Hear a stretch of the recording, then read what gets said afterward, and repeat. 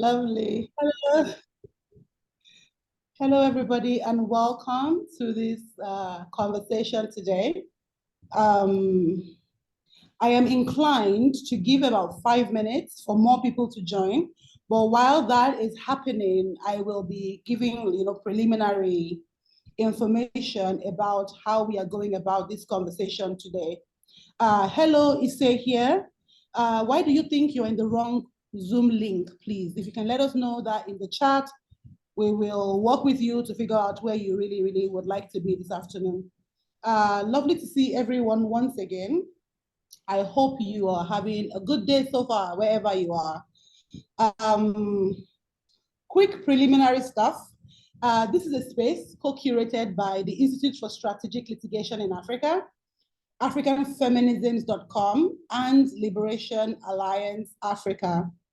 Why have we curated this space? We've got three objectives, really.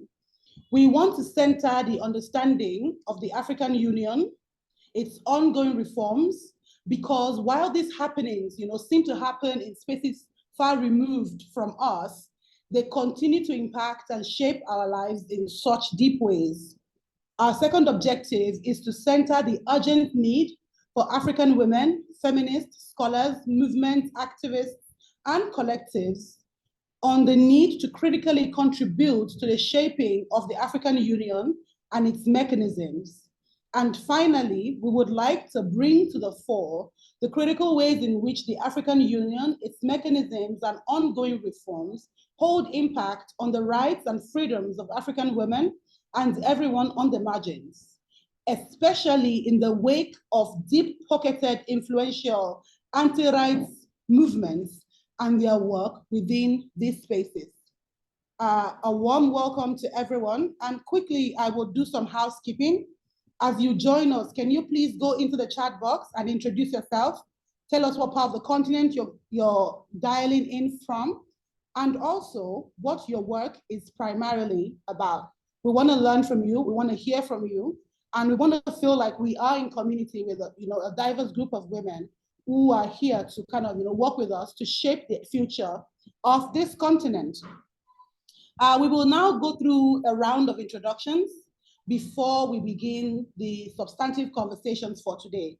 We have here with us three amazing women and speakers who work within the African human rights space, especially in terms of women's human rights. And I think on the other hand of that is feminist activism, which is really about building a world where we are able to make better decisions, we are able to make better lives for everyone based on some critical power analysis, and all of that goes to feminist stuff. Without further ado, I will begin with Sibongile Ndashe. Please introduce yourself and talk to us briefly about your work, and then you are free to pass it on to the next speaker.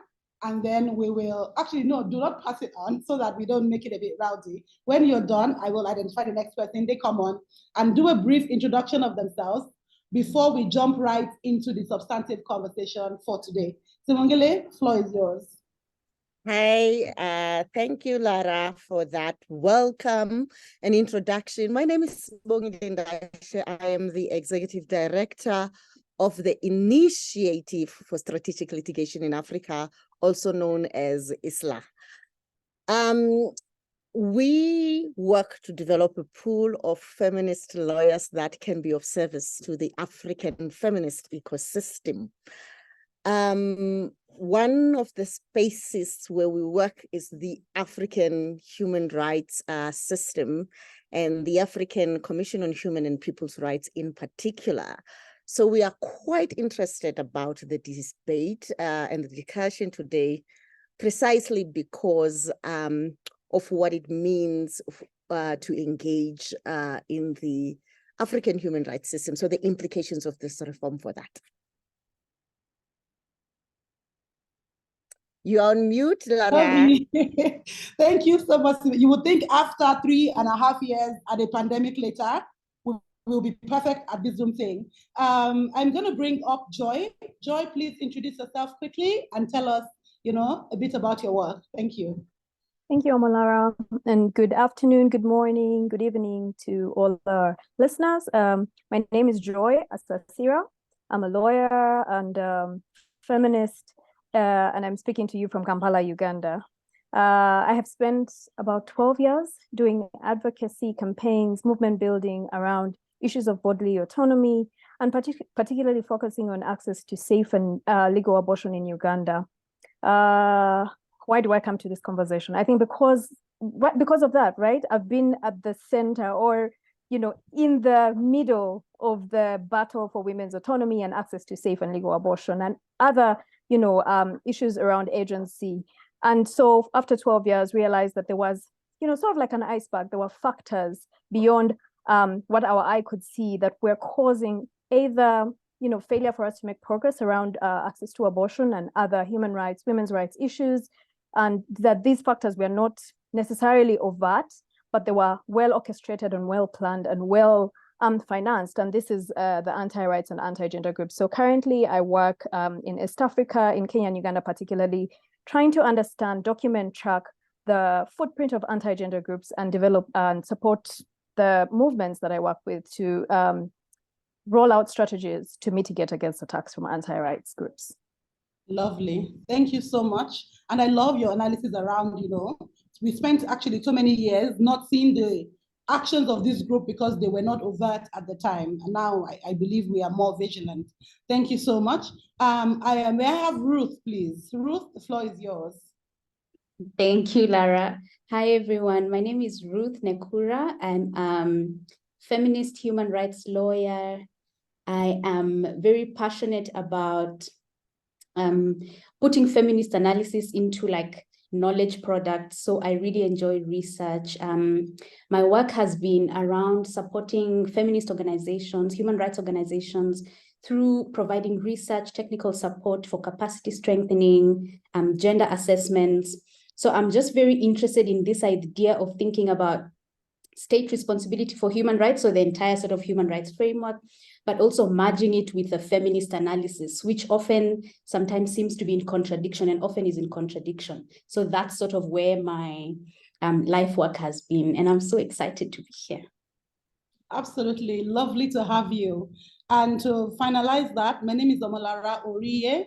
I am a co-dreamer at Liberation Alliance Africa, and I will be anchoring this conversation this evening. I can't promise you that I will be very serious, but I can promise you that we will have a good time and we will be able to get into the meat of the matter. And we hope that from here, we hook ourselves up to that ivy of radical hope and do the things that we need to do to build the future of this continent. Lovely, everybody, welcome once again.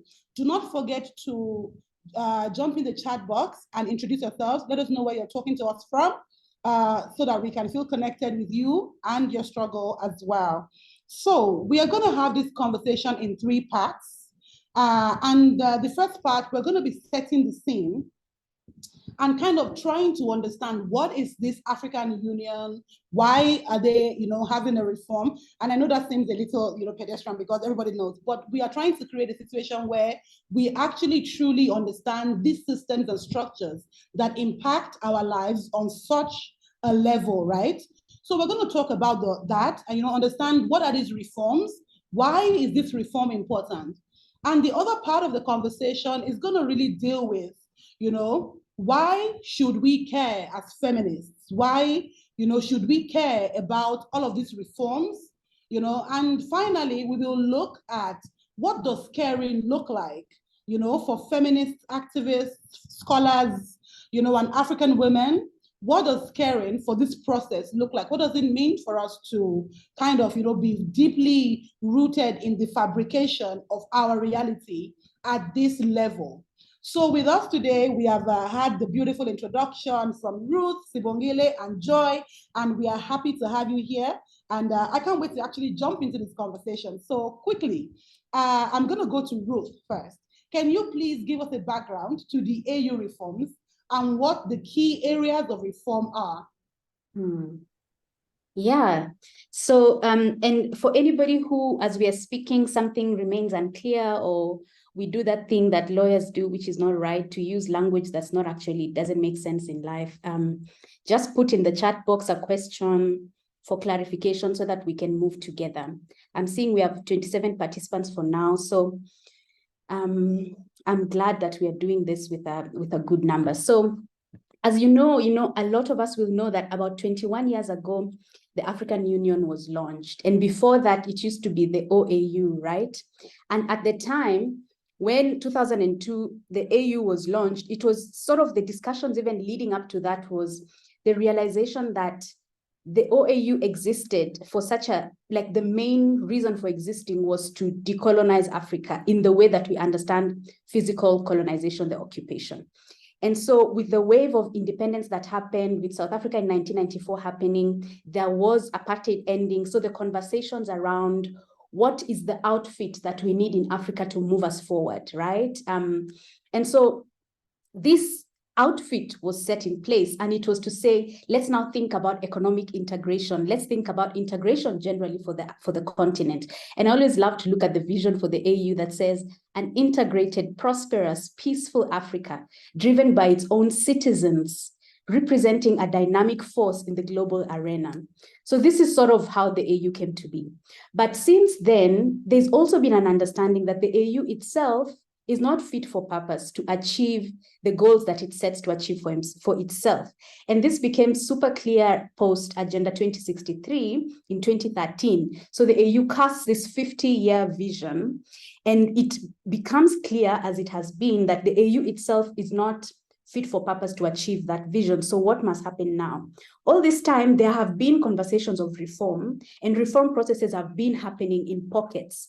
And actually quite consistently, that a reform process starts, but it sort of dies in the middle because things were not implemented, recommendations didn't really move forward. And so people are calling that like a partial disequilibrium, like where it's like we start, but we don't really go anywhere. So there's this sense of frustration that's driving the AU reform process. And it's really a frustration around, this is a mechanism that is inefficient, it's seeming incapable of just operationally functioning at an institutional level to achieve what it wants to achieve.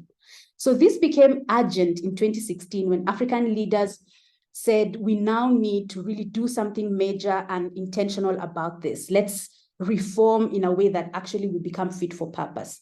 And so President Kagame was appointed of Rwanda to lead this reform. And he was told, you can pick any advisory team that you need, people to help you think about this reform process.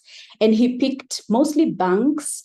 He picked the big four, the consulting firms, McKinsey, in the team of advisory people that developed what we now are calling the Kagame report that came out in 2017, ministers of finance. And this is important because we sort of want you from the beginning to think about what are the philosophies that are driving this reform. So the Kagame and his team, they came up with the 2017 AU report, and it identified 4 major challenges that are the problem. 1, that the AU is highly fragmented, too many focus areas. 2, that it's just complicated, it's inefficient, there's poor decision-making, and there's no accountability. 3, that it's financially not independent, that it's too dependent on external partner funding. And then finally, that there's very poor coordination between the African Union and the regional economic communities. So the report, Kagame report, proposed 5 areas of reform, and I'll just go through them very quickly because we'll be discussing them throughout the webinar. 1 is this idea of institutional realignment for better service delivery. And this is the one we'll sort of focus on more. And here they're saying they want to review and update the mandate and structure of key organs and institutions within the African Union. That's important to note. And here it's, policy organs are being shifted around, judicial bodies are being shifted around, even the legislative body, the Pan-African Parliament, is being shifted around in terms of mandate, in terms of structure, how these things look like. The second priority area is to reduce, the reform area is to sort of reduce priority areas that are within AU scope. So there's this feeling that there's just too much, AU does too much, even in terms of thematic areas. So they're saying, we just want to focus on 4 things. We want to do political affairs, peace and security, economic integration, reinforcing Africa's global voice. So there's this thing of wanting to work at a higher policy level, but also thematically shrink down to just what's manageable. Third is this idea of AU wanting to connect with African citizens more. And it's from a place of recognizing that this hasn't been happening. So they want to set up platforms that will track Africa's progress. So if there are feminists here that are interested on data and internet platforms and how those things are able to track government's interventions, this might be a key reform area for you to watch out for. And then fourth, it's this idea of managing AU's efficiency at both political and operational level. This is not about the running itself, the running of the programs themselves. And then finally, financing the union ourselves. If you look at since 2014, the money, programmatic money, and even co-funding that AU uses, like 60 to 90% is external funding. The Kagame report was showing that I think in the last 2 years, it was up to 97% of funding for programs that's not raised within the continent. So that's also another big one. So in general, it's to think about the AU reform. So what then happened after that is a consultant was hired, Deloitte, which another one of the big 4 consulting firms, to sort of flesh out this report and break down the recommendations to what's actually going to happen. And so since then, there's been a couple of processes that have happened. The most recent this year is the Permanent Representative Council heard the report. There was a sitting in May, where they looked at the May report, and there were deliberations there. Things didn't really go so well, and we'll talk about that quite in a bit. And so in terms of timeline, where we are at is that what has been proposed, it's still up for debate. And so this is a really good time to be having this discussion, because everything we'll be talking about here, nothing yet has been firmed up. And we are expecting another January meeting of both the Executive Council, the PRC, the Permanent Representatives Committee, then the Executive Council, then the Assembly in February, where these deliberations will also keep happening. So it's really a good time to have this conversation. Absolutely. Thank you so much, Ruth, for that very clear background to the conversation. And, to pick up from what you mentioned about the ethos of the reforms itself, on what ideological grounding are we basing the future of, an entire continent? Those are the questions. I'm going to move to Sibongile quickly.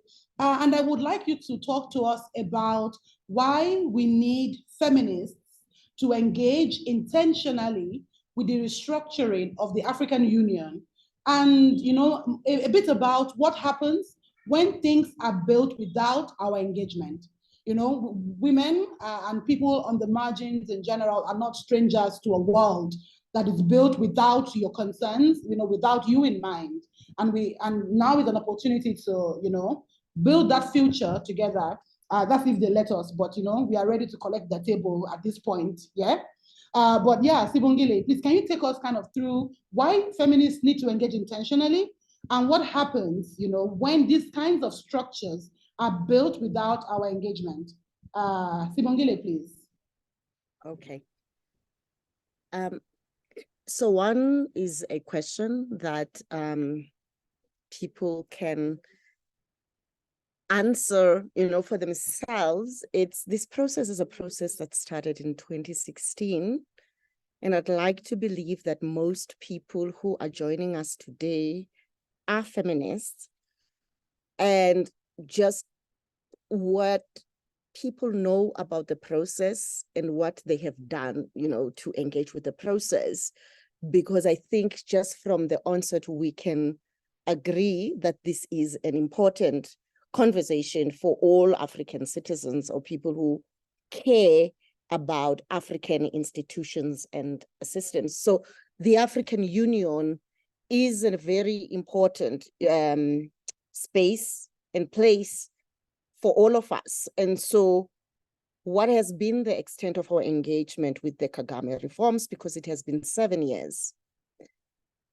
The way in which the process was supposed to unfold was that in January of 2024, a decision would need to be taken to kind of adopt the report that would then be implemented, and that may take long. So we came into this process very late, we work in the African human rights system. And when we found out about it, we spoke to other people to say, who knows about it? Calling feminists, saying, have you heard about this process? So I think that's just a case that makes itself that there are important things that continue to happen about serious reforms on the continent that feminists are not a part of. And there are serious consequences when this happens, because I'm going to use a metaphor of a house that becomes a home that you did not build, that you do not actually own, you do not know where the exits are, and all of that. And this has impacted on how we do our advocacy before the African Court, before bodies like ECOWAS, before the African Commission. Because most of the time when feminists are called into the space, it's really not to do the kind of architectural work or the kind of governance, set up. Our voices are important so that we talk about women's experiences, which are about rape, child marriages, women's property rights, and all of those things. But as we continue to do these things, the inability to pay attention or paying token attention to the institutions themselves and how they are constructed has limited our ability to do advocacy in the following ways. And here I am making example just to clarify or to elaborate how this is something that we would need to know. In the African Court, for example, the protocol establishing the court has a procedure known as advisory opinions, where in non-contentious cases where you're not seeking to hold the state accountable, but you are asking the court to offer an advisory opinion, you can go to the court and ask for this advisory opinion. On 2 occasions, our organization has been there, and we filed both requests for advisory opinions round about the same time. But the first issue was whether we had, we had the standing before the court, the organizations that were going there, because the language that is used in the protocol establishing the court and also setting out this procedure talks about different kind of organizations or even governments themselves can request this advisory opinion. But there is an organization that is recognized, by the African Union, organizations that are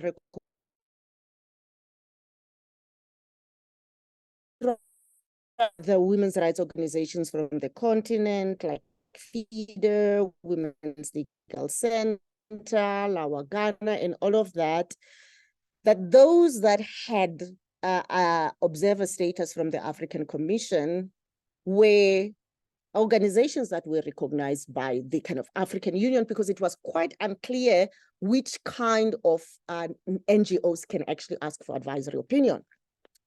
They said we were not that kind of an organization that they were talking about. And subsequent to that, there have been very few organizations that have been recognized because of various relationships that they have with the AU, which would constitute this recognition. But there is no known procedure of how to engage in this relationship. It's not like an application process that you complete that enables you to do this. So you really have to be in the system to understand how all of these things actually happen so that you are able to do that. And so that's one example of us trying to do advocacy using a protocol like a treaty and not being able to use it because there is just no clarity and in the law itself, in the practice of doing things.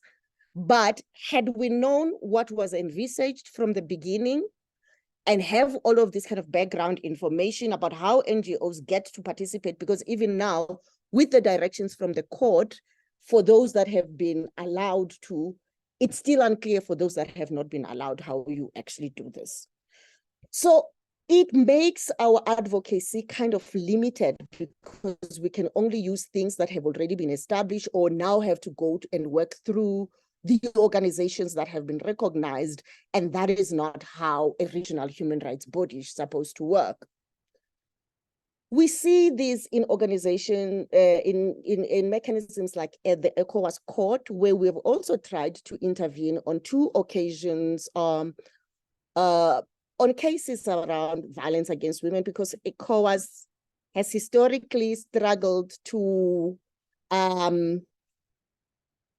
recognize due diligence obligations of the state when it comes to the protection of women from violence. So some of the cases are won, but it's not through using the correct, human rights standards or understanding violence as discrimination and all of those other things. Before ECOWAS, the first time we filed a full brief, and we were not, it was not heard. It was submitted, and they said there was just no translation, and that was the end of it. The second time, the court just dismissed us within 3 or 5 minutes, saying that this was an interpersonal case. In a case against a state, Nigeria, we were dismissed because the court said this is not a public interest issue. Go figure. But what was important was that people who were using the system were telling us, look, ECOWAS does not really have a human rights jurisdiction. This has kind of developed over practice. There isn't a treaty, in there that gives them the jurisdiction, which is what we see in the East African Court of Justice, for example. And so you cannot challenge this not being admitted as amicus curiae, what happens to your amicus briefs, because of, you may upset the court, you may upset, the system. And so we just have to go, away, because there is nothing that we can do. This is supposed to be an open institution. The procedures should be clear and all of those things, but you are either kind of accused of being dodgy or wanting to destroy this very fragile mechanism, because you are just way too radical. And so that's what's used to police us in our work before these institutions that we did not build. And this is similar to, work that we did from around 2009 on SOGI advocacy at the African Commission, when we were pushing for Resolution 275, Carl's observer status, that the split was obviously within government, but there was a bigger split within civil society themselves, who were accusing those who were doing SOGI advocacy to have made the system open to attacks by governments, because now the independence of the African Commission was being threatened, by member states.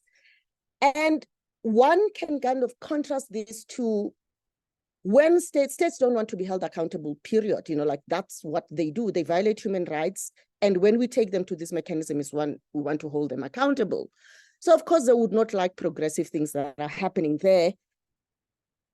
But the attacks that those who were doing SOGI advocacy at the African Commission were subjected to was different from how when 5 member states withdrew from the African court because they didn't like the decisions of the court, people didn't go and attack those people by saying, look, now you have made member states angry and now the court, we can't use the court because you people have filed all of these cases that they don't like.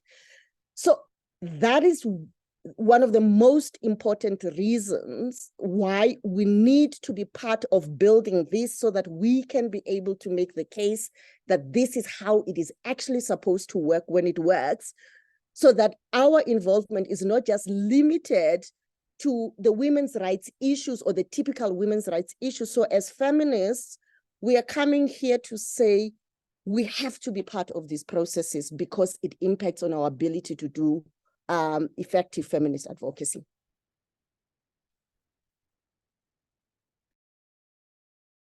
Yes, ma'am. Thank you so much for that.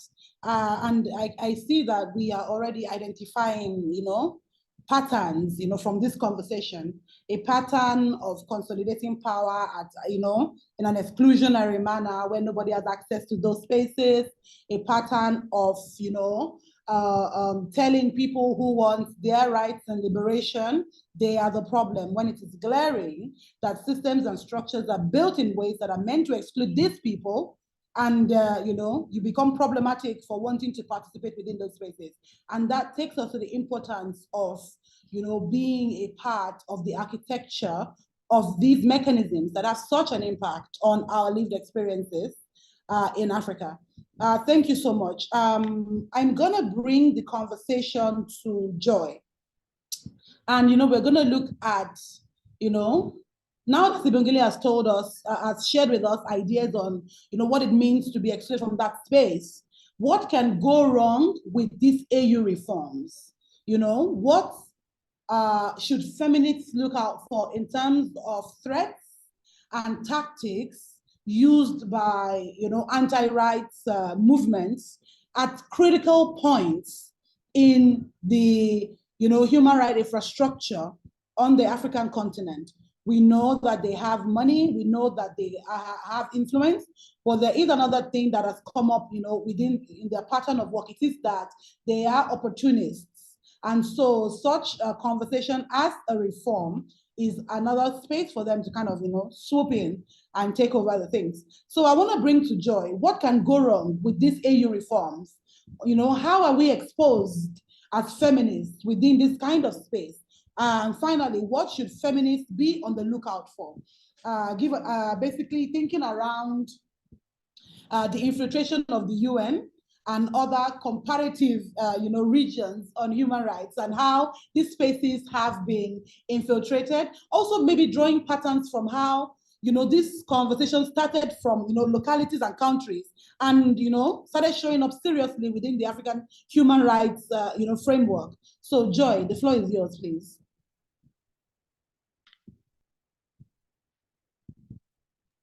Unmute, Joy. Sorry about that. I was saying, Omalara, those are about 10 questions. So not sure that I can. Let's make it simple. Let's make it 2. What are the threats, and how do you think we are exposed?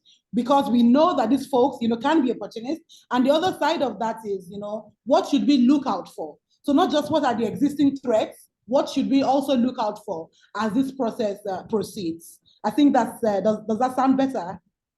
Better, much better. I can answer with some confidence. So in terms of the threats, I think it's important to recognize the point that you started with, to say that they are opportunists. So what is happening, and in this work we keep calling it the new Cold War. It's the new Cold War, right? It's the struggle for, and struggle to access, the resources of Africa, whether Absolutely. It's the human beings as a resource, or yes, exactly. So we have to first recognize that there is sort of like a collision of interests. The anti-rights people, obviously, because of the gender language and the human rights language that we use as feminists, as activists for women's rights, for them that's something they're opposed to. And then there's a sovereignty of states, because states, want to push back against being forced to subscribe to conditions. And it's quite interesting because the African Union, as Dr. Nekura has said, is funded by the West for all intents and purposes. So as African states say, we are trying to reaffirm our independence, our sovereignty, and our pushing back on the neoliberal tendencies, then these Western forces, who are also looking at Africa as, which piece of Africa can we take for ourselves in this day and age, are also pushing for their own interests because of, geopolitical reasons. And we've seen that currently the whole BRICS concept, the whole, the way Russia is rushing into Africa to say, don't worry, if the UK doesn't give you money, if the US doesn't give you money, then we'll come in. So as we think about the reforms of the African Union, we need to understand, first of all, what are the interests? I think for me, that would be the starting point. Who is interested in what? Because as I said, it's like an iceberg. If we just look at the reforms and the very nicely articulated objectives on paper, and the spirit that maybe the people who are opening up this process, have, it seems like it's well and good. But at the end of the day, we need to recognize that there are different players that have different interests. And without unpacking those interests, we are not going to be able to, first of all, engage meaningfully, but we also won't see the threats that are coming at us. So I just wanted to start from that point to say that, do we know what the interests are of the different players in this reform process? The funders, the CSO organizations, women's rights organizations, the non-women's rights organizations, and the African, the commissioners who are sent by their own countries. What are the interests of these people? If we can answer that question, I think we'll be halfway there. So for me, in terms of, the threats and the things that we need to watch out for, number one is around, we've seen an intentional, consistent, and, very, very obvious trend of anti-rights groups usurping the human rights spaces, and also sort of like trying to use the human rights language. And I'll give two classic examples. In 2020, right at the helm of the President Trump's administration, we saw his administration come up with what we are calling the Geneva Consensus Declaration. It's they were calling it, number one, so listen carefully, a women's rights policy, or a policy that's meant to protect women's rights. So when you put Trump and women's rights in the same sentence, already, it doesn't make sense, right? And then they were saying that it was meant to protect women's rights, and it was because women obviously are important, their dignity should be respected, but then also that it was meant to affirm that there is no international right to abortion. So already there are a couple of red flags in there, and I hope you're noting them as I say those statements. So in 2020, 34 countries, including my own, unfortunately, Uganda, signed into force this Geneva Consensus Declaration. And we're talking about treaties, right? How are treaties? I mean, how are international instruments, or what does consensus mean at an international level? And this policy was, there was a lot of pomp and flair in 2020. And the whole purpose of this was to really continue to delegitimize, the UN system. We know, we've seen that every time we have a Republican president in power in the US, UNFPA gets defunded, WHO loses some of its funding. So there's an intention to delegitimize the UN system and weaken it. So this Geneva Consensus Declaration was an attempt to create a parallel UN system that espouses the values of the, anti-rights, the anti-gender groups, and what they'd want to see this world become, where patriarchy, is supreme, as, we've struggled to, sort of water that down, but they would want to take it back to where it was before the women's rights movement, did what it has done to water it down. So that's one example. And the important thing to note is that these are 34 countries, right? And so the second example is around the recently commemorated 75th anniversary of the Universal Declaration of Human Rights. We all know what the Universal Declaration is about. We know that it's human rights for all. It recognizes the sanctity of human rights, of human beings and their rights, and that they are inherent, and all these other principles that underpin human rights. However, what's interesting is that anti-rights groups are convened by the Political Network for Values, also convened a celebration right at the sidelines of the UN to commemorate the 75th anniversary of the Universal Declaration for Human Rights. And they're saying that at this anniversary, they had 42 countries who represented the like-mindedness of countries that are standing up to fight for the family, standing up to fight for their culture and religious values, and obviously opposing gender justice and reproductive justice and all those things, because those don't align with their anti-gender ideals. And what's important also is that the language they were using in their op-eds, in the conversations, in the people who are speaking, people like Sam George, the mover of the anti-homosexuality law in Ghana, was a key speaker, right? Valerie Huber, who is also the orchestrator of the Geneva Consensus Declaration, was speaking. And so the caliber of people were speaking, but the language and the things that we're saying is that we need to reclaim the spirit of the Universal Declaration of Human Rights. We need to reclaim the language, that we need to protect human rights and not human wrongs, and that we need to make sure that we continue to protect our culture and religious values, as was initially visualized by the framers of the Universal Declaration on Human Rights. To point out some of the salient things that maybe will be relevant to the African Union reform process is, number one, through that process, creating legitimacy of saying that we have 35 countries that have endorsed. We have 42 like-minded countries. And even when we had the family policy conference in Uganda in April, which was a family values and national sovereignty conference, and please take note of those words: family values, national sovereignty, those are the triggers and things that you need to look out for as you're opening up this process for reform. But the point that I'm trying to make is that when you look at the numbers of individuals claiming to represent countries, because when we unpack the Geneva Consensus Declaration and how countries came to endorse or to sign on, we realized that there were individuals in their own right, without the backing of their governments, that were doing this bidding. So again, going back to the point of what are the interests? Who is the puppet and who is the puppet master? Who is pulling the string? So as we open up the African Union to reforms, we need to understand when people come and speak and say, my country has said, or I'm representing this community, who are they speaking for? And are they, as Sibongile has said, what is the proper mechanism? What are the procedures? Are they documented? Because where the procedure is not documented, anti-rights groups, because of their opportunistic nature, will take advantage and form their own, sort of like strategy. And to Sibongile's point, anti-rights groups have a tendency to come up with research, pseudo research that is not backed by science, that doesn't follow the conventional approaches of how research is done. Dr. Ruth will tell us exactly what that could, will tell us what research should look like. In Kenya, for instance, we've seen the Kenya Christian Professionals Forum in 2022 doing a research around the state of families in Kenya. They went to about 3 counties, and then, they've generalized the findings of that and said, oh, families are like this, they want this, they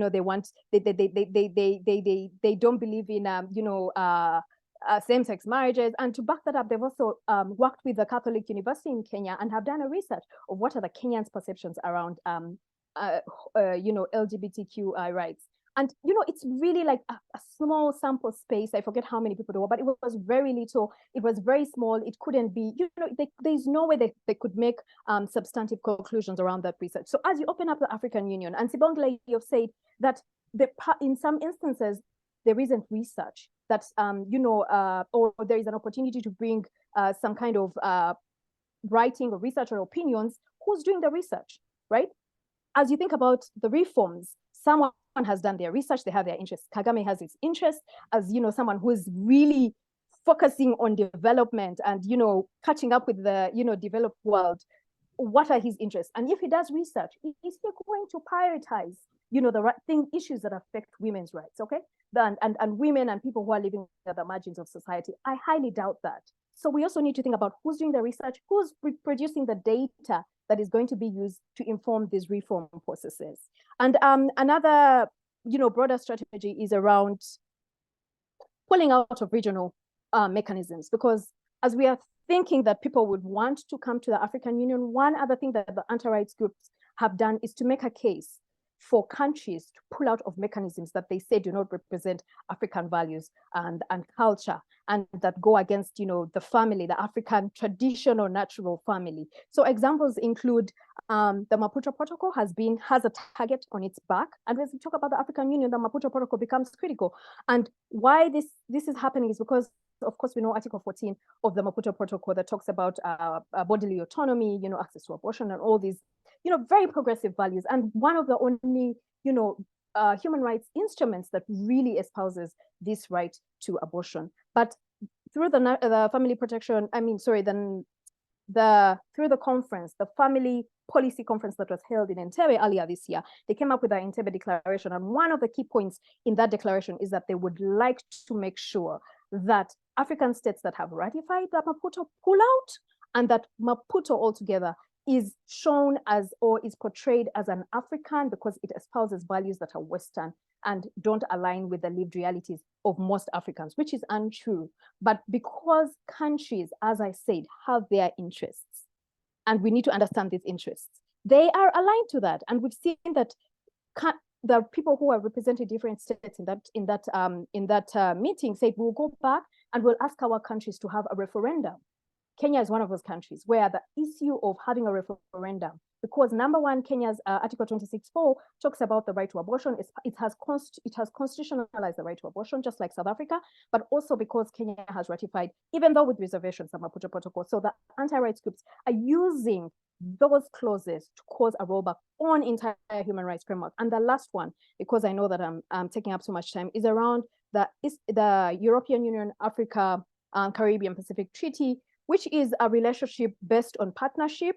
And it was really, it came into force because of the need to address to reduce poverty in Africa. And so there's a partnership between the EU and African, Caribbean, Pacific states. And so there's been a process of renegotiating and having countries re-sign this treaty. But what has happened is that anti-rights groups, because we say they're opportunists, have used this moment to say, do you know what's in this treaty? If there's a clause on, respecting human rights, advancing reproductive health, and they've said that because they've talked about reproductive health, then African states are being forced to, push for abortion, to legalize and regularize abortion and LGBTQ rights. And so over 35 countries all over the world, but 20 being from Africa, have refused to sign on again to the African, Caribbean, Pacific and EU treaty. And this not signing on is not sort of like an organic situation. It's orchestrated by anti-rights groups. They come in, they do analysis, again, pseudo research and bullshit research, and tell African states, this is what's going to happen to you. If you formalize this, your young girls are going to have sex, or they're pushing for, and this is a question around, what's their agenda? So they're trying to say that, or the language and the narratives that they're pushing, they'll say that they're trying to cause depopulation in Africa so they can reduce the workforce. They would like to make sure that you guys are no longer reproducing and becoming weak so that they can be stronger than you. So all these narratives that really don't make sense at the end of the day. So I want to stop there, but to say that we really, really need to unpack these issues. The way language is being used and how it's being sort of positioned. It may look like it's our language, but who's saying it and what's their intention?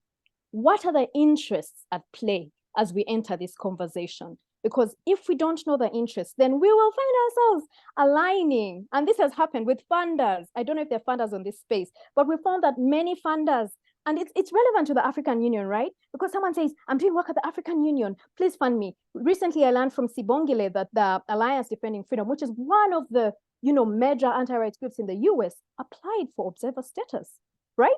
And I'm like, how did that happen? And these are people who are going to fund us, who fund us as well, who say they have foreign, feminist foreign or feminist funding policies, and they'll give money, but at the end of the day, the objectives don't align. So for me, it's really to start unpacking. And even when there are documents at the African Union that are not gender related, can we look there? Because what trips us up also that I've seen is that, for instance, in Kenya, there was there's a Refugee Act, and Section 9, they inserted a morality clause. Feminists, human rights advocates, we're not looking there, except those who work in humanitarian settings. But at the end of the day, it's really nuanced. They are very intentional, I guess, at the end of the day, and we need to be intentional as well.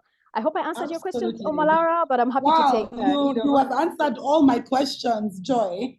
Thank you so much for that insightful, response to, those questions and what we should be looking at. It's interesting to see, the work of the anti-rights groups, and it's a serious linkage to neocolonization ideas, neoliberal ideas. It was Sylvia Tamale who taught us in Decolonization and African Feminisms that there are two levels to this colonization business, yeah? One is the real life extraction of people, of labor, of resources.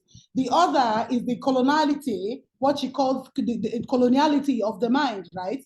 And you can see in the language being used that they are pulling strings of coloniality, the ideas of, Western ideas. And I really want to ask everybody on the continent, what ideas are genuinely not Western in mainstream, right?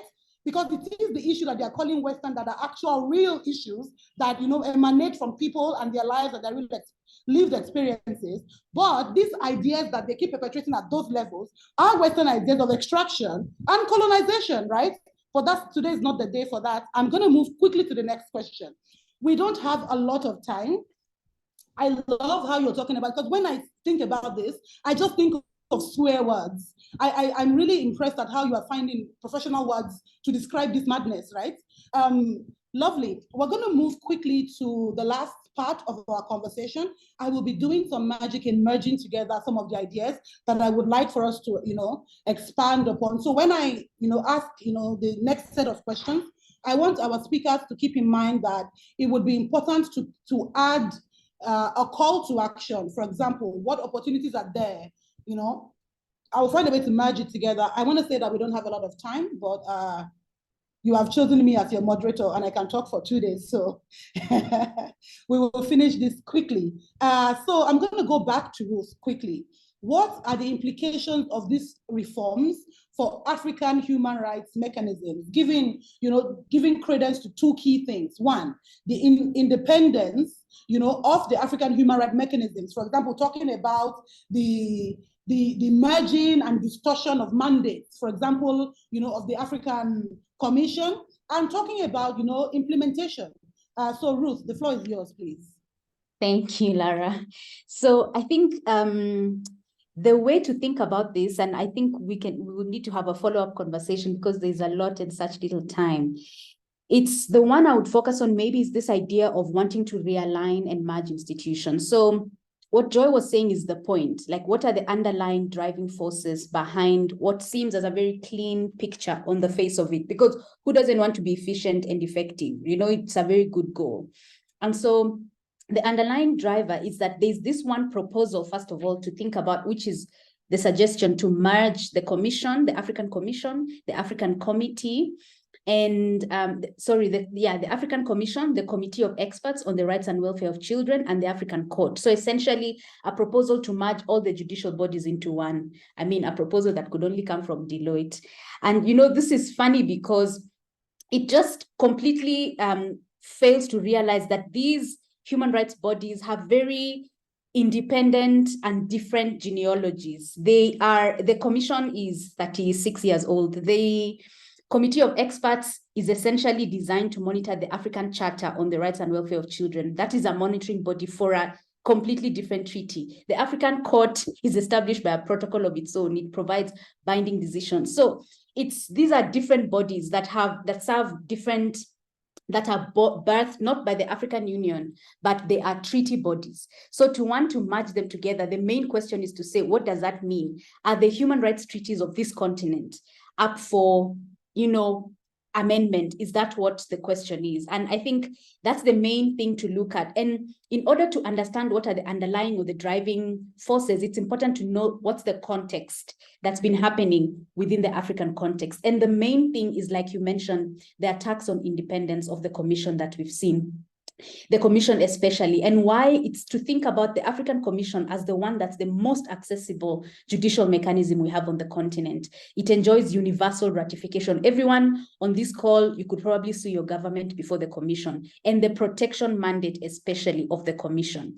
So there is this underlying thing, which is to cripple, defeat, remove the accountability mechanism that exists within the human rights frameworks. So they want to keep the Commission just as a promotional mandate. The Commission has a promotional mandate, which is, visit states, do investigative reports, tell us what's wrong. But really, there's no accountability that comes from a promotional mandate.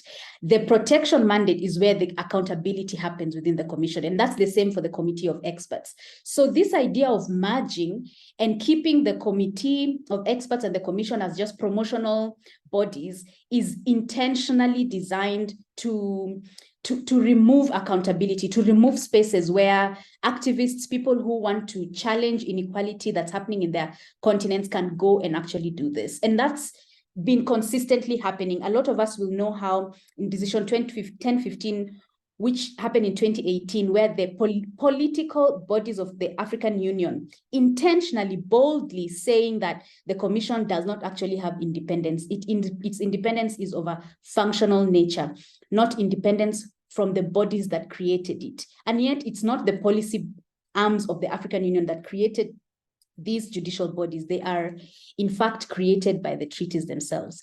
There's been a lot of resistance we've heard about states not wanting to implement decisions that are taken against it. And that the language that's being used is exactly that. We are a sovereign state, a resistance to regional supervisory duty of a regional mechanism. And yet it is very well understood in international law that if a state signs a charter, a treaty, then it is essentially saying that they are submitting themselves to the supervision of the rights that are contained in that treaty. And that's not in contradiction with the principle of subsidiarity, which is to say, yes, the state is the closest to its people. However, there is an obligation that exists on the basis of them signing this treaty. So the emboldening of anti-rights actors, the resistance to the protection mandate, this is the context in which the reforms are happening. They are not just happening in a space of wanting to make the AU effective. And so there is targeted recommendations that are meant to weaken the accountability mechanisms, to realign them in order to weaken them. And we know where their attacks are coming from. They are coming from states that move with a very fundamentalist approach, and they bring that kind of ideological resistance to rights here, to say sovereignty, to say that actually, how can the commission tell us what to do? We know states that are in conflict right now, in situations where they know that the commission, these mechanisms might be used to hold them accountable in the coming years. And so these are people that are intentionally resisting spaces where accountability is going to happen. So I would say that's the main implication that I would mention for purposes of time, that there's a challenge to the protection mandate of the mechanisms we have, the human rights mechanisms we have. And these are spaces that feminist organizations use, activists use, and that are available for us to seek redress for human rights violations. Yeah. Thank you so much, Ruth. So just to add something, what are the opportunities for CSO engagement within this AU reform process? What do you think, what do you see as, what we can do going forward? Amazing. Yes. So we have to know that as CSOs, there are activists here that work at different spaces. The AU itself is a multi-location body. So there are organizations or activists that work more in Addis facing there are those that work in Banjul. There are people that work with the Peace and Security Council. The opportunity now for feminists is actually to collaborate, to say, let us share information with each other. Let's know what's happening with the reform so that the space that you have access to, that you have resources to work with, our messaging is the same. The things we are challenging is the same. The biggest opportunity is that since this reform started, we know there has been very limited civil society engagement, very limited. And so if you have upcoming advocacy opportunities with wherever you work within the AU, or if you would like to be interested, that's one of the ways in which to engage. The second thing is to think about how do we want to engage, because the AU itself has set up structures for consistent monitoring of the reforms, to think about the long game. The reforms are happening now. Yes, there'll be some meetings in January, but we have reason to believe that the decisions will not actually be taken in January because there's very limited national level engagement. So a lot of governments, there are reports that have shown that South Africa and a couple of SADC countries are saying, in fact, this might be just Kagame set up. It started off as a retreat that Kagame did in Rwanda. So there are governments within the AU that are saying, is this really an African Union process? Or is it something that Kagame started, with his people and then has been adopted by the AU? So at the national level, especially, feminists that work at grassroots national level, there's an opportunity to write letters. There's an opportunity to engage at the national level and to ask your states, who are the people that are engaging in this process, and to give them the messaging that they need to do this. Another one, for those that work at regional or global level, I know that the upcoming CSW 68 has a theme around institutional strengthening. That's really an opportunity to, take this conversation there to say, what does institutional strengthening mean at the regional level? And so to use opportunities that are coming up for feminists to say, make the conversation there. I know that ISLA is committed to, and there's a coalition of people that are working to intentionally engage and form like an organized formation of CSOs. Those that are willing to join, what we are doing for sure is producing knowledge about this. So we will be putting out policy briefs, advocacy briefs. So if you just want content, something that you can read, understand, copy paste, either to your conversations that you're having with funders or the conversations that you're having with your constituent groups, that will be made available for you. But more than anything, it's the intentional involvement, and to track the process, which will be providing information. Yeah. Thank you so much, Joy. If take something away from that, intentional involvement and collaboration. Thank you so much. I'm going to move quickly to Sibongile. Let's talk about the substantive issues feminists should surface in the reform process. And I remember that we talked about, transparency as value and practice. For example, in your earlier intervention, you shared about how there are systems, but there aren't, there isn't a transparency around how one can become, part of that system, how you can influence that system. So Sibongile, can you please talk to us about substantive issues that feminists can surface within this reform? Thank you. Okay, thank you, Lara. When we talk about transparency as a value and practice, so there are all of these things that Ruth and Joy have mentioned as threats. And so what can really go wrong, and some of them as part of the recommendations. But there are things that we can use this process, to fix. So it's not all kind of doom and gloom. We are coming here because we are saying we have a stake in this process. So transparency is important so that we know how this process is going to unfold, and also saying that we need to have our voice heard. So this coalition that we are talking about with the Center for Human Rights, IHRDA, Synergia, it's basically to begin to talk about what does it mean for civil society to be involved in this process. Number two is in recognizing our absence and the dangers of staying outside. We're saying whatever it is that is built, has to be transparent, because right now we have the African Charter on Human and People's Rights. Most of the time when we say this, it sounds like we are telling tales. The African Commission does not allow us to publish briefs that we have filed before the African Commission, because they interpret Article 59.3 of the Charter as promoting secrecy.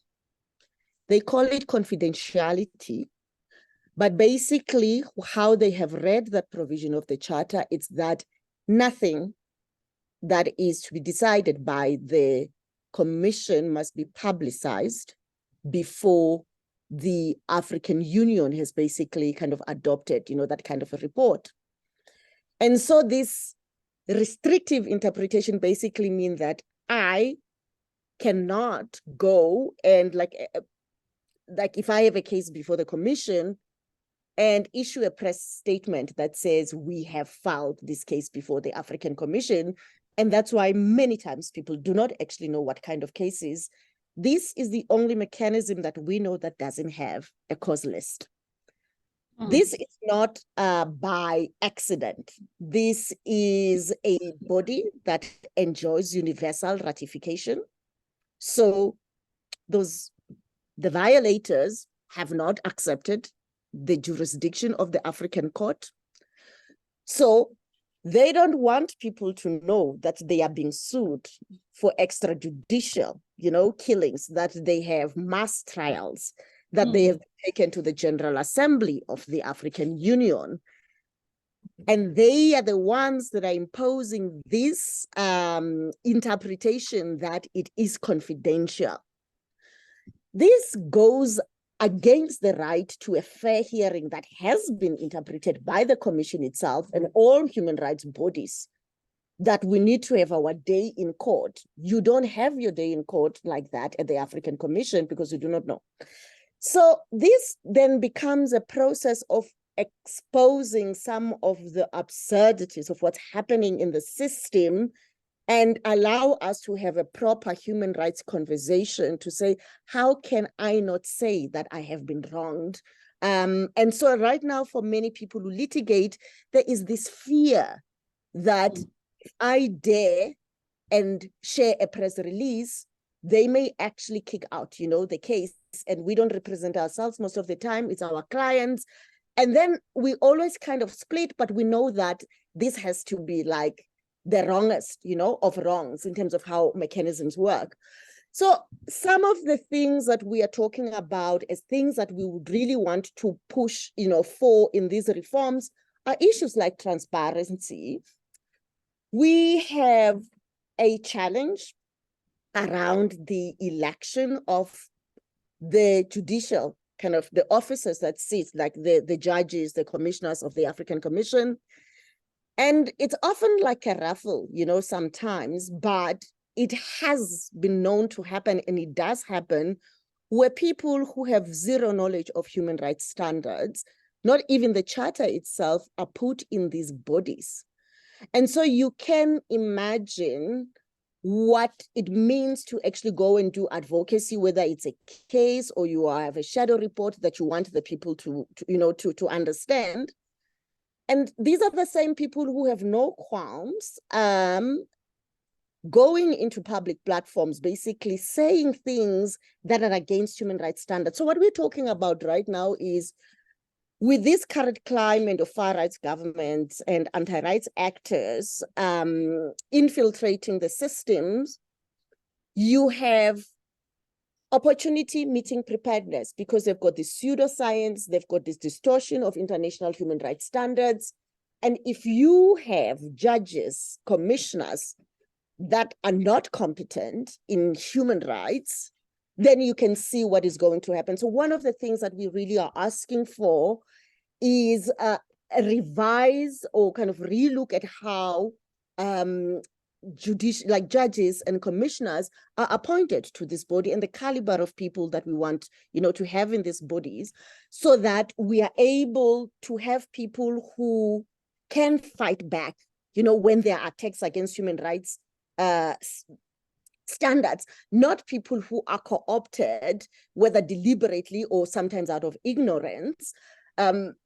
One of the biggest challenges that we have in the African Union, it's that decisions are taken by consensus. And most of the time, when it comes to human rights mechanisms and standards, governments do not get up and defend the system.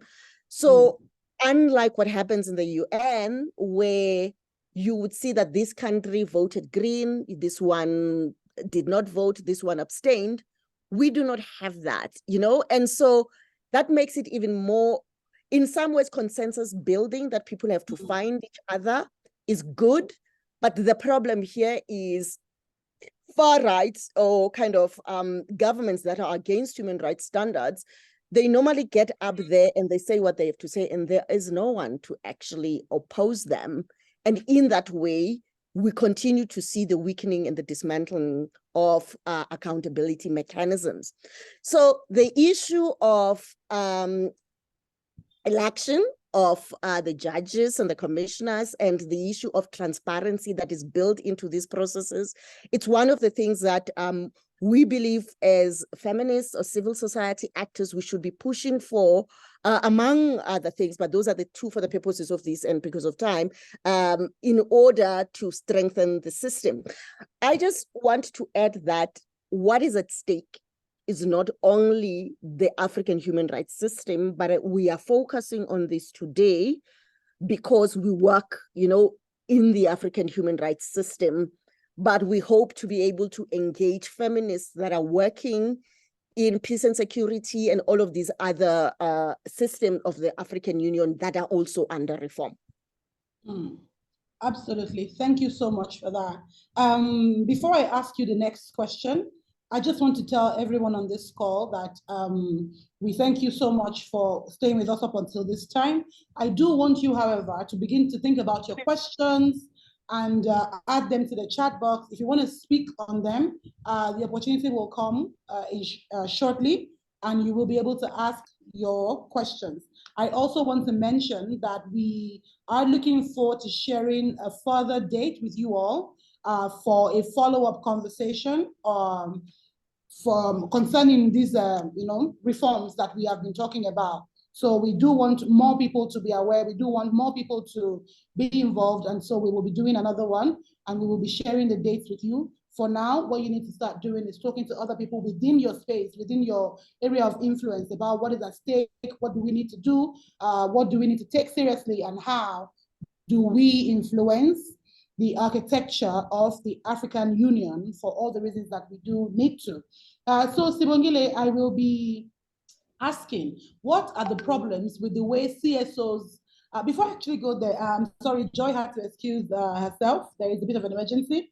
And so just to kind of share with us that she's okay as far as I know, but she won't be able to continue with the conversation. So Sibonyile, what are the problems with the way we engage currently as CSOs, as movements, collectives, NGOs, and all of that good stuff within the African, African Union space?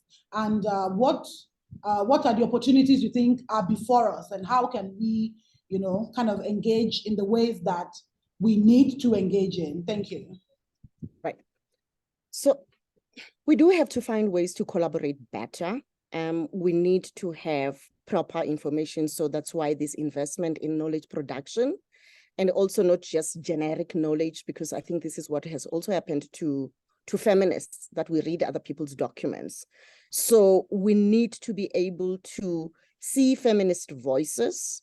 We need to be able to have feminist kind of perspectives, forming part of these processes. So for example, when we talk about transparency is a value, but transparency is also a practice, because we have seen how these kind of bromance, and all of these kind of patriarchal networks that have been set over time has really served to erase and make invisible kind of feminist contributions, especially in the African human rights system.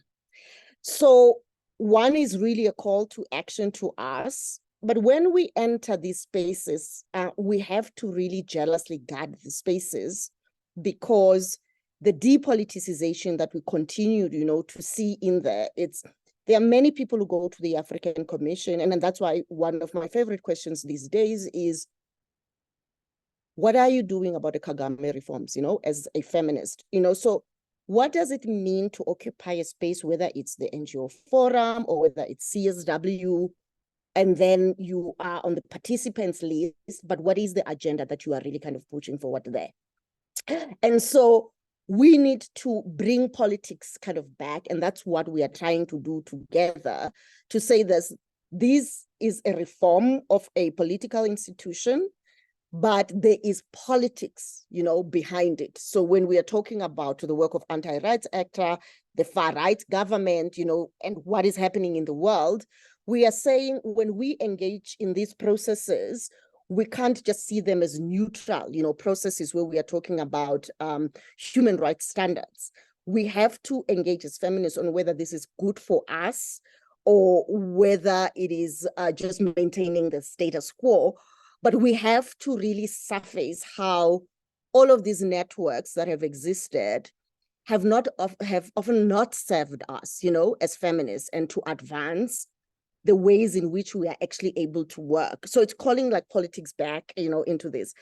But finally, I would like to say that with this coalition that we have started as ISLA and the other partners, we having this conversation, and there will be other conversations, but it is important for us to bring feminists into this conversation. Not only lawyers, we want politicians, we want people working on economics, all of these things that say peace and security and all of those things, to work with us, to work together so that we can actually have a conversation about how to make these processes kind of feminist. Of course, I've said that we are limited because our focus is on human rights, but we are interested in working with other feminist formations that are looking at the other issues that are up for reforms. We have this strategy, which is civil society engagement. That's what we are working on today. We have knowledge production. Dr. Ruth Nekura is working on that with us so that we can engage with different stakeholders. Civil society is a stakeholder. The Reforms Committee is a stakeholder. We have started conversations with the Department of International Relations and Cooperation in South Africa. And there is a fruitful kind of collaboration that is emerging. And we hope to kind of co-host with them a seminar that will enable us to really thresh out these issues further. And so I think it was Sylvia Tamale on here who was talking about there has to be governments. And so that's a very important part, of this advocacy, because we are not in the room when this is discussed.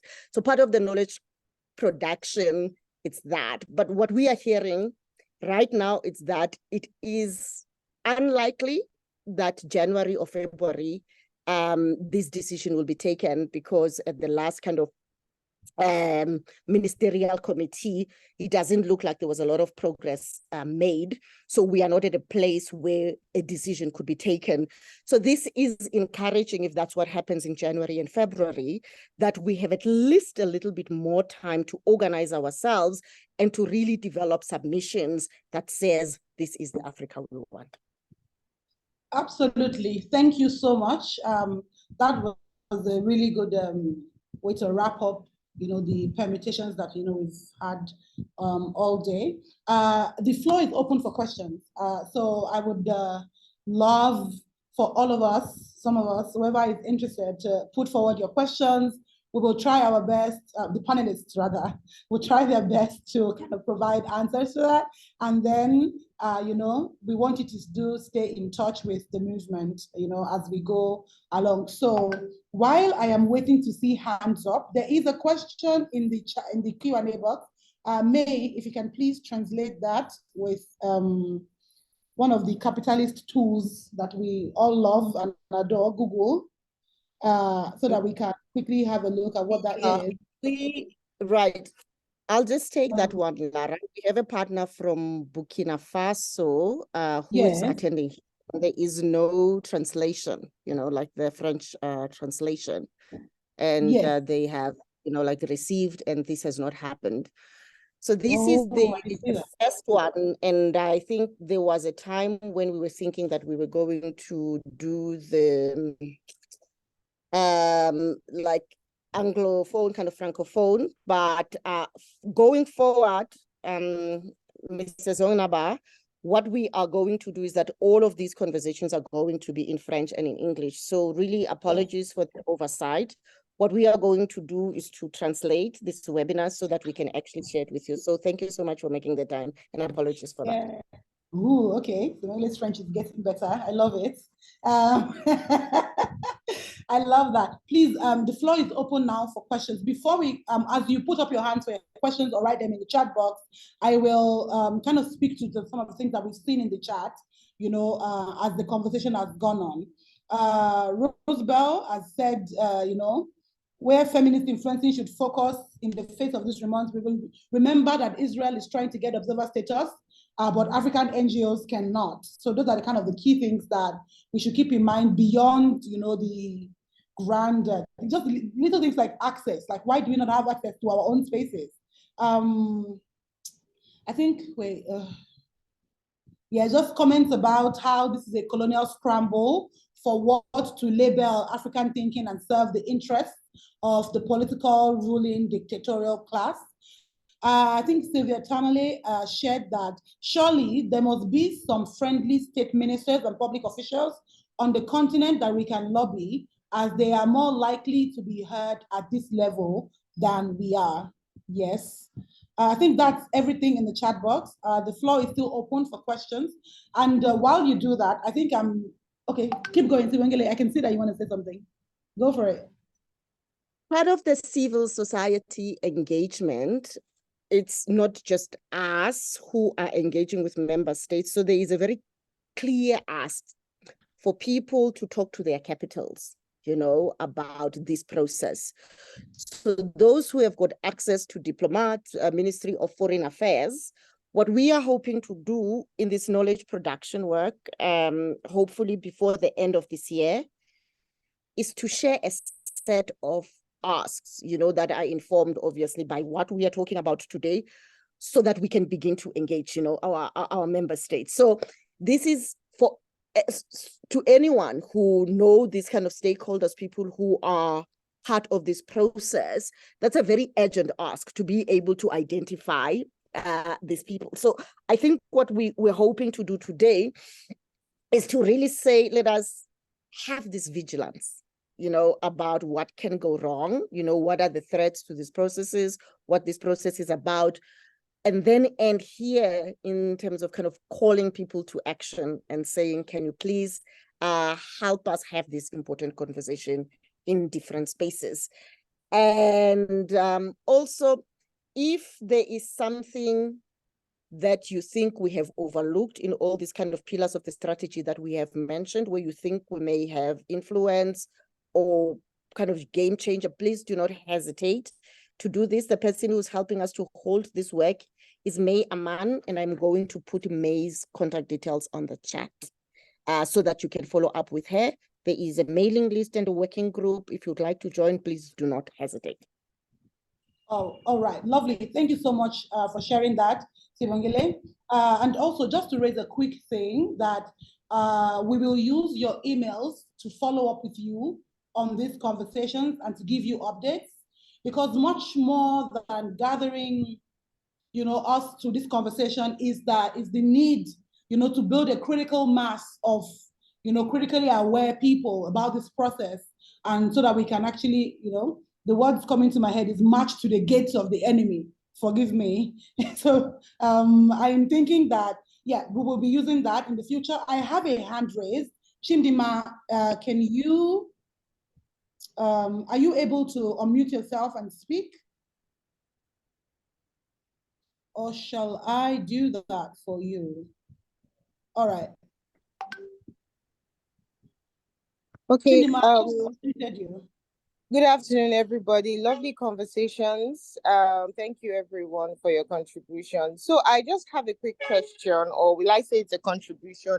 So I happen to be privileged to be at the last session of the African Commission, and I was there when the ISLA launched and all of that. But I have a question. We had conversations about, taking the proactive route for defining what African values were, because we are thinking and looking out that in this restructuring, there has been talks from within the system that they are going to actually put into writing what African values that they always talk about is.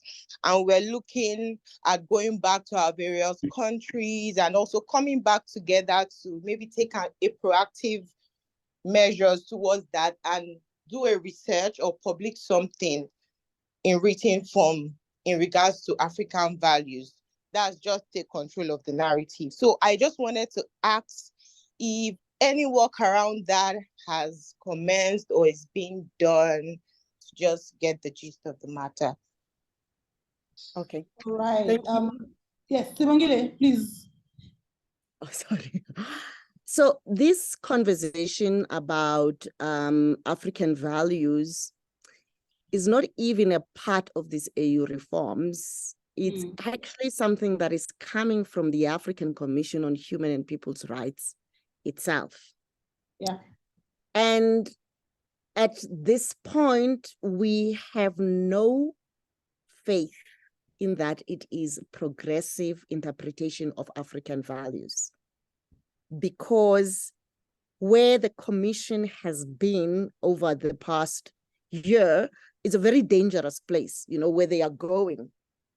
So by this time last year, we saw the communique from the November session of 2022, where 3 organizations that do not necessarily identify as LGBTI, but they say they know, were denied observer status. And the basis for that was that the African Commission was saying that they are not working on issues, or the groups that they represent aren't recognized in the charter.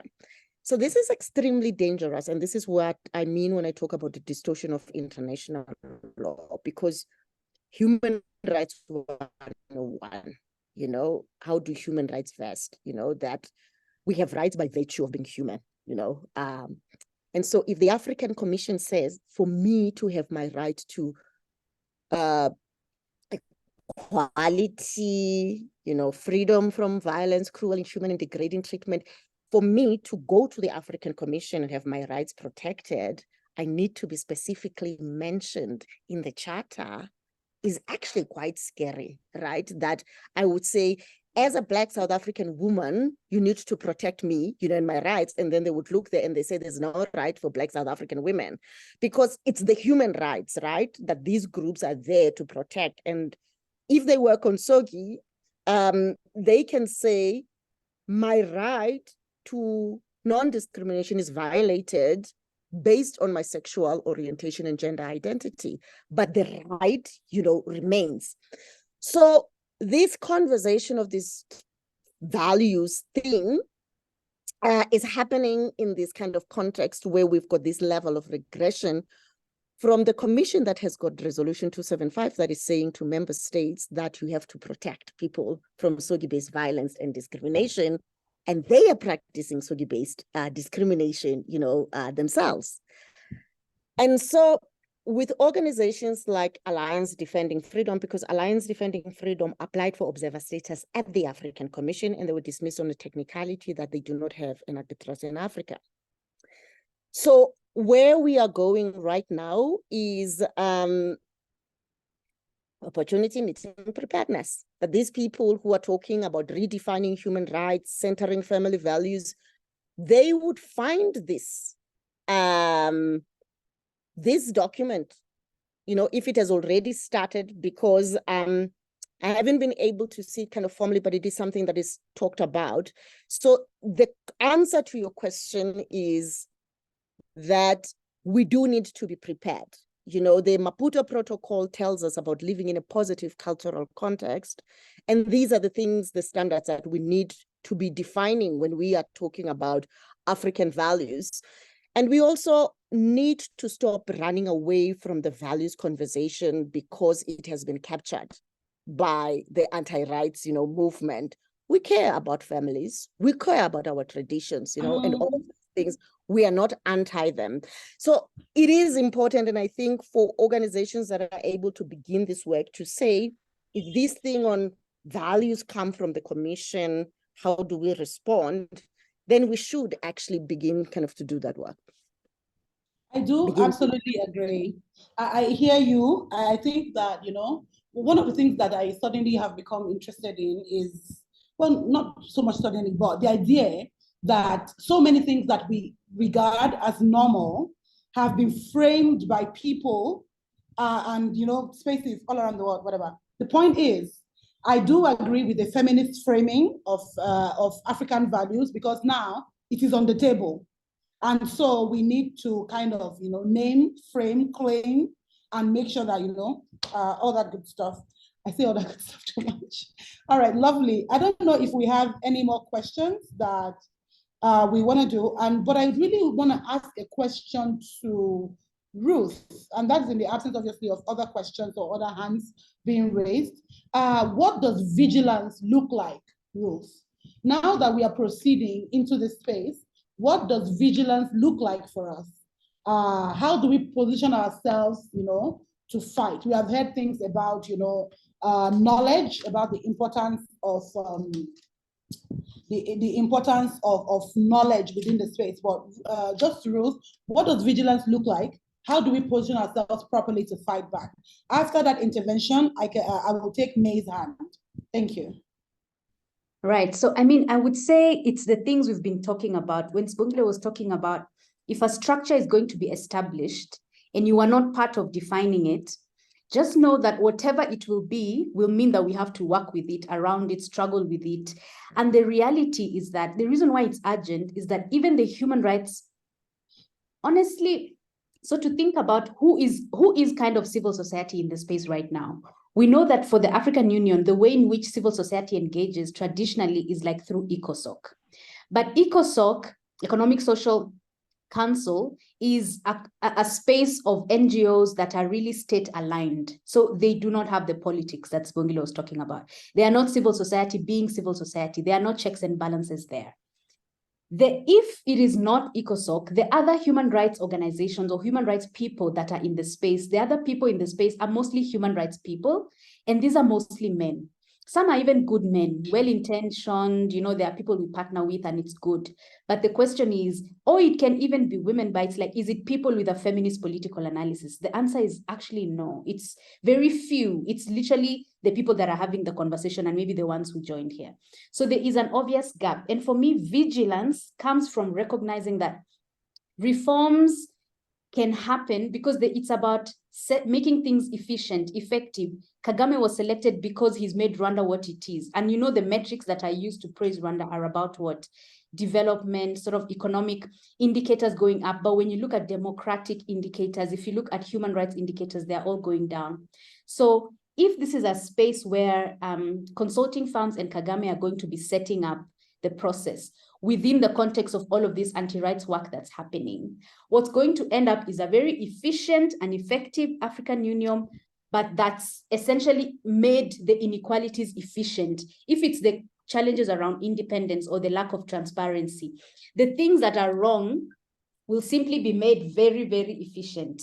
So it's, for me, it's really a no-brainer. It's to say there is no choice. If you are having conversations with funders about the work that you're doing, if you're doing research and academic work, if you are doing grassroots advocacy, at whatever level you're in, how can you engage intentionally so that you are part of defining the space? And when we come to the table, it's really two things. One, there are things that have already been proposed, which we are questioning and challenging and pushing back. Okay, fine. Second, it's what are the things we want to introduce to the table? Because there's a lot of silences in the reform recommendations, things that we want that are not being addressed. So, and yet this is the time for these things to be addressed. So I think if we think in those two ways, then for me, that's what vigilance would look like. Yes, ma'am. Thank you so much for that. Can I call on Rathana Piti Benedict? If you would like to ask your question, my colleague has given you the permission to kind of unmute yourself and come through. So that would be amazing if we can quickly get that and we can close the conversation. Okay, thank you. My name is Rathana Piti Benedict. I'm from Rwanda.